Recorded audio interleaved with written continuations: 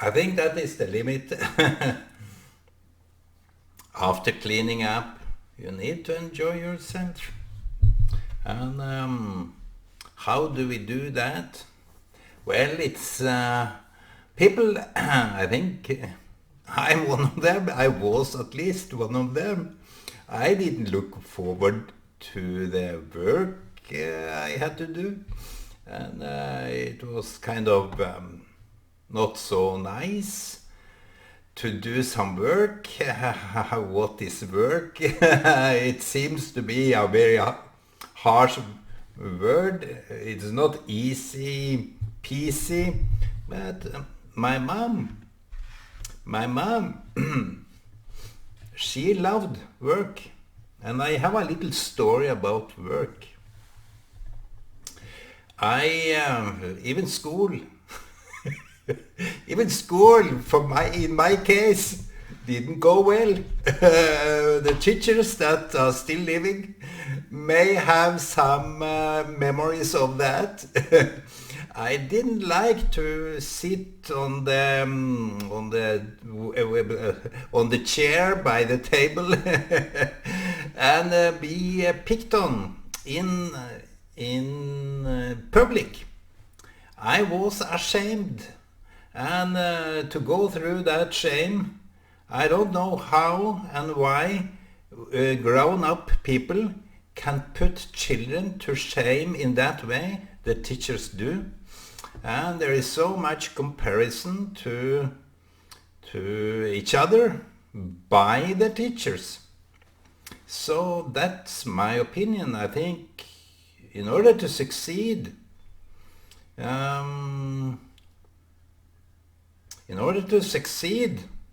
some people say, you're even proud of their attitude, that you have to go through so much turmoil that you sweat your pride off. So that's that. I didn't like that. If you were poor skilled, if you had issues all around you, which I had, the teachers didn't know that. The teachers didn't ask what kind of... They didn't have this small talk. They didn't interact in my life. They had no decency other to pinpoint faults and failures and mistakes. Today, I kind of love to talk about them. I kind of like to mention that, because here I am. I'm not a loser. I'm okay. I don't regard myself as a loser in that. What makes I would love to talk about losers, because there are this society which is sick, that regards some people as losers. The only success they regard is PhD, and some teachers I had was only striving for their own fortune and fame, their own status, their own credentials, their own label, so they could humiliate everybody else. It's a kind of attitude that you only find in the concentration camps, in the work society, not in general, but in some, that he is that and she is that. And that's why, my friends, I don't know whether the teachers have that attitude toward the students, the kids. But you see, the driving force of equality much have stumbled them hard. Much must have hit them hard in their pride, because the only gain they had, many of them, was to label themselves as high up there and regard other people as fools, as not educated. So when I meet teachers, I know some doesn't. When I meet them, I'm kind of frozen because their attitude, I don't want to generalize because I know many doesn't have that. Among the teachers, I know quite a few, and some of them doesn't really have that kind of quality, so to say. But those that have this kind of attitude, so I can tell, I can inform them, and it must have stroken them pretty hard, that people are fighting for equality. That is the polar opposite of equality, that you regard someone that haven't read the things that you have read. I know my father. He was kind of PhD illiterate. He had no such credentials. He didn't mind that kind of stuff. I don't know, maybe he was... he called himself lazy. But he was far from that. But I have a story about that, but I'm reaching on to it. I'm having wine now because I want to clean up the house. Now it's done, and I love to celebrate that Shabbat is tomorrow, and we take it in advance. It's much needed. Thank you, God. So, people that fought for these equal rights, not only the women's rights, that should be kind of implemented in the first place. That what you can, why is it like people's right doesn't concern women, for example? That is gross. So in that perspective,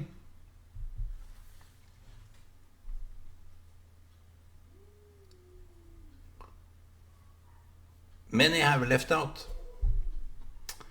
And still, there are much to do regarding equal rights, equal salary, equal such and such. So those teachers may have been promoting the polar opposite because they are all for their own turf. They are inhabile in their own case. If you need education, yeah, I'm a teacher. I can be here for you. So that's their turf, so to say. I hate them. I was brought up with teachers who haven't, and I hate them. It's kind of this nauseous feeling that they know it all. And I was with my daughters up to the teachers. I asked my daughter, why would you have me on this parents, teachers, students meeting? Oh, you see, this and that happened. And I'm so fortunate that I have daughters that believe in me. They trust me. Because when they tell me something, it has some consequences. If they tell me that something happened, this father of mine, he can't stay still. He's so. I asked her because she went all out with it. She told me that this teacher is mocking me, shouting out and so on. And I asked a little bit around. I saw far away in years now, so I can't remember every details, but it kind of I understood it was a major problem, and she had tried to to talk back or explain, but they always run over like a bulldozer or trailer to a little ant. So you see, the teachers are not self-aware until Mr. Janvolstad is coming. So I put it out there very clear, and he asked for forgiveness. I said, this attitude of yours, if this was known, and if I brought it to the chief of the school, you will be out of your work immediately. And here in Norway we have this kind of children's rights, the students' rights, and if you feel that the teacher is beating you up, which I experienced in Kenya, not me personally, but we knew that in Kenya. So you have to excuse me, Kenyans, but this is the honest truth, and I don't know whether it have continued up to today, but we came to understand that the girls were to put up their hands like that, and the boys was given a kiboko. They called it kiboko because it was this stick, and everyone feared the teacher. So what's the point? You teachers in Kenya, you should stop. Pay more attention to your students, and that goes for every teacher. What the children have to say is the best information you can have to have some conclusion, because the kids are smart. But you are humiliating them, as I was back then. The teachers, I got one teacher. Wow, he was nice. He was really nice and considerate. He was listening. So I have some comparison to what's not good and to what's good. So the students, when you are encouraged, maybe the teacher I have that back then don't even reflect. And I'm a speaker. I'm a truth sayer, so to say. So if the teachers never in their lifespan can reflect on how they were perceived by the students, they are not teachers. They were the children's mentor in a way that drove them far away from that path. So back to the story about work, because school and work is two issues for me I would like to elaborate very much on. So what's going on now? I have to take a little break here. It's of a highly importance to take that into consideration. Maybe a little bit of music.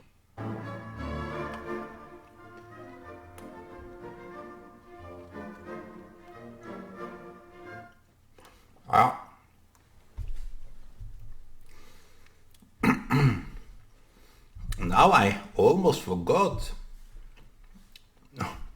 the story with my mom. See, my father, he said to his pastor, and that was in his younger age, just about when he was about to marry. His pastor's name is well known in Norway, at least. even in Sweden and Finland. Thoralf Gilbrandt. He was well known as the end time prophecies and wrote books about that. And my father came to him, and I'm not restricted to tell that, and even now he kind of got saved, and he didn't understand the point of working. So I hear it that I don't see the point of working. Of course I do, but he said that Jesus is coming soon, so what's the point of working? We have to be out there and do so much in order to get people back in, get saved, salvation. And this Gilbrandt, he said something about work. That of course you have to work. It's that's the life. And I just recently heard that this old pastor David Østby, he is well known in Norway now through the media. I think he's even more well known than anybody else back from that age. He said that he had been so much into charismatic meetings. He's a paid pastor, paid preacher. And he said that when you are so much in this kind of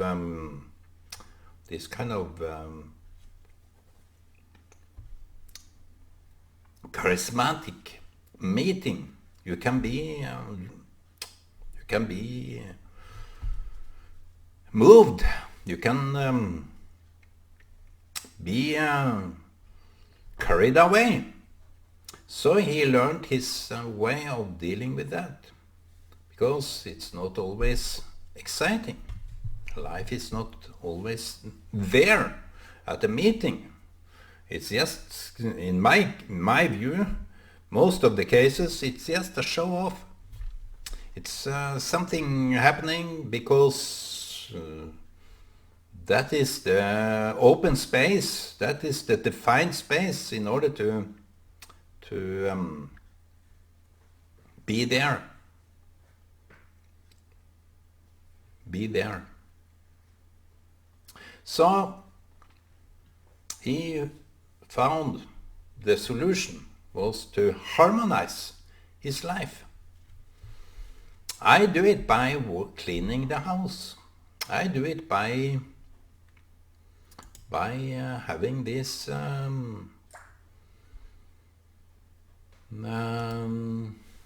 work along, doing chores, doing walks, doing talks, doing parenting in a way that we connect.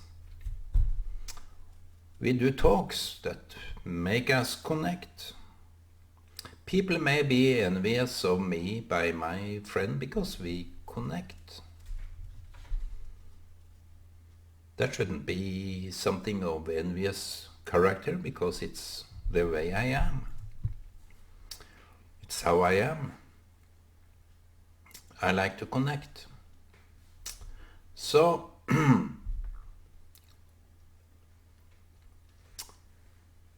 my mother, she was a driving force. She couldn't know to handle this man, Egil Gjervoldstad. That's my father. Egil Gjervoldstad was this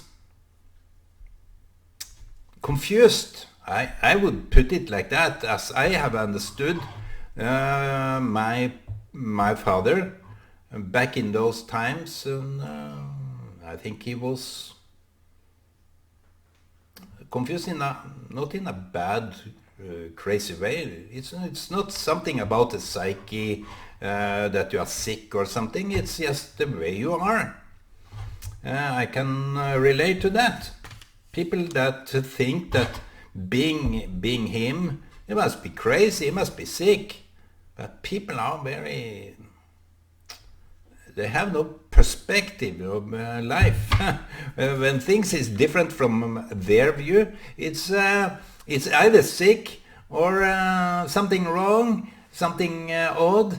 He is making a fool of himself, and so on. People like that think they're like that. They have so narrow perspective. They will get lost anyway. Those people, they will get lost. Because the friends they have is kind of a corruption in itself. It's kind of a bribery in itself. I have talked something about that. And my mother didn't know how to handle this guy. If she was to marry this guy, she wanted some answers. And she went in front of God. She went to talk with God about her coming husband. She said that I can't marry this man. I don't know what she said. To be honest, I don't have no clue. My sister and brother may have known, but still they weren't born by that time. But it's the story I heard from them. My father didn't talk much about that story, but my mother was kind of a proud prayer. She prayed in silence, never shout out. So we have stories about that. People that are bragging about how they pray. My mother told it in later years that I prayed to God that this man should be given the will to work. It's quite interesting. The will to work. Arbeidslyst. The enjoyment of work. I wish she somehow would pray for me too. But she didn't. So I'm destined to not work as common people do. Just because my mother forgot me. I feel like an orphan sometimes. So she prayed. And later years, when my dad was out in Kenya, I don't know whether it was in Kenya or in Norway, but before we went out the first period in Kenya, they got a plot from my mother's brother, my uncle. They got that plot. I don't know how that came through, but she was. They both were met in Kristiansand, the southern city of Norway. It's a well-known tourist and attraction city because you have the something we only see in Kenya or foreign countries, that lions and so on. They have this zoo in Kristiansand, outside the city. So later years, after they departed from Kristiansand, they came to Kongsberg, inland town where she was born, more or less. And they got this plot from her brother, and they built a big house there. And how that came to be, he was helping out as a mason. He was not a real mason himself, but my father was helping out, like, I can Google that.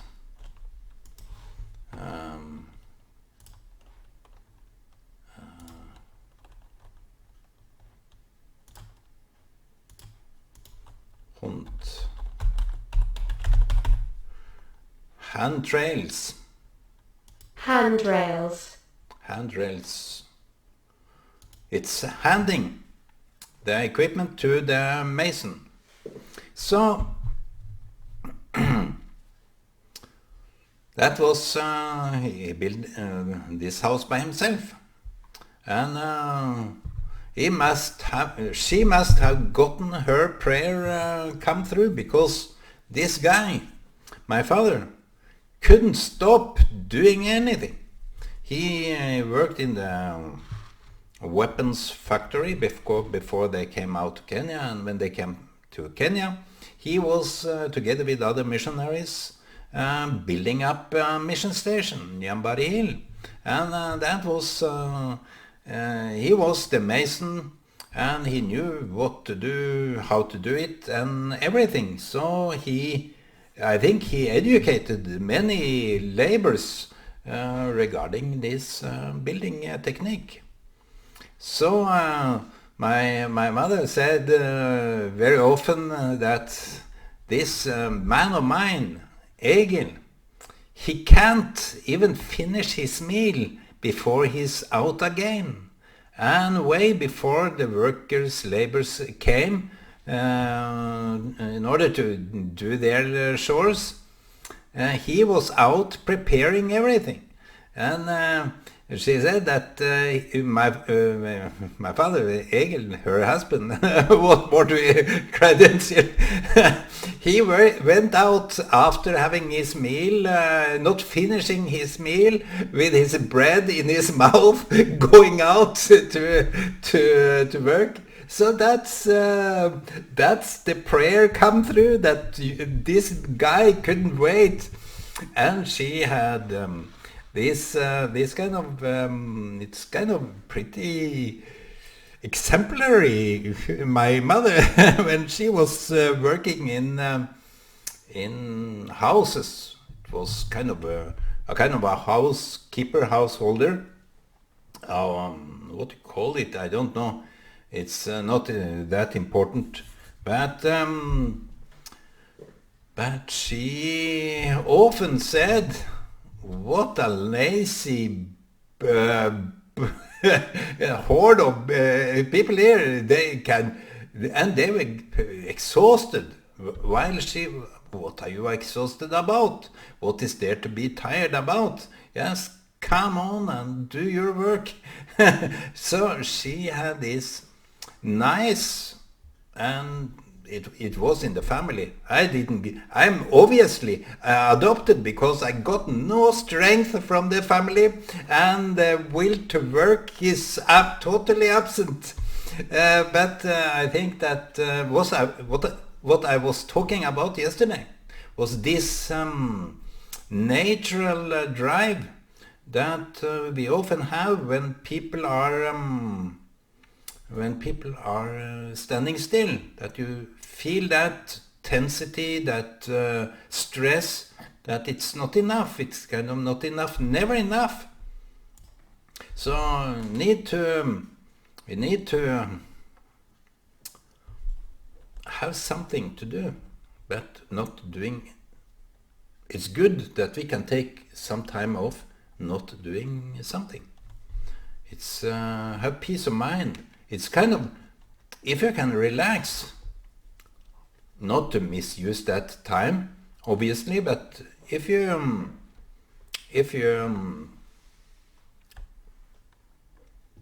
have this tranquility inside, you will not feel bad about not doing something. I think that is the proof of your tranquility, that you can be at peace where you are, and that's a blessing. That should be good, to come to this equality and peace of mind, not in problems. So after cleaning, after doing these chores, I'm happy that I could do it, and it's a blessing, even though we need to do some changes in our lifetime.